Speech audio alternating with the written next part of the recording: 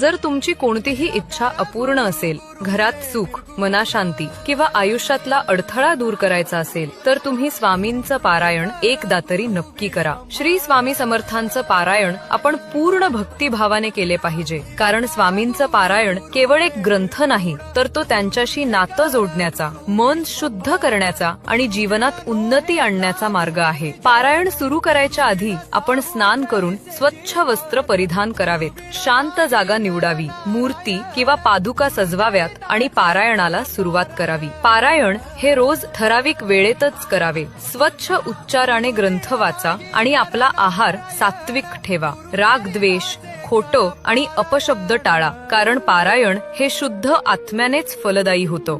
7, 15 किंवा 30 दिवस हवे तसे तुम्ही संकल्प ठरवा आणि शेवटच्या दिवशी मंगळ अध्याय वाचून स्वामींना नैवेद्य, दीप आणि नामस्मरण अर्पण करा.